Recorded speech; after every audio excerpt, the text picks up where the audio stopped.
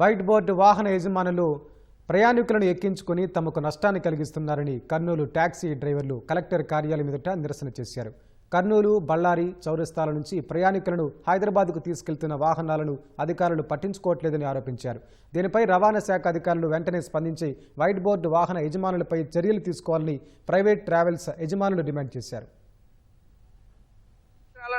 Travels మీద ఆధారపడినాము, అలాగే drivers కూడా ఆధారపడినారు.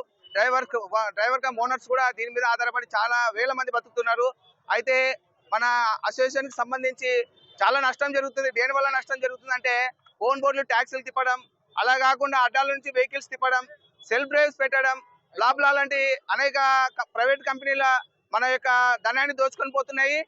దీనివల్ల ఇక్కడ ఉన్నటువంటి డ్రైవర్లకు, డ్రైవర్ కమ్ ఓనర్లకు, ట్రావెల్స్ ఓనర్లకు చాలా నష్టం జరుగుతుంది. దీని మీద తక్షణమే చర్య తీసుకోండి కలెక్టర్ గారికి, ఆర్టీఓ గారికి, అలాగే ఆర్టీసీ డిపో మేనేజర్ గారికి చాలా వరకు మేము విన్నపించాము. దీని మీద ఎవరైతే ఎలాంటి చర్య తీసుకోలేదు, ఇంతవరకు ఎలాంటి స్పందన రాలేదు.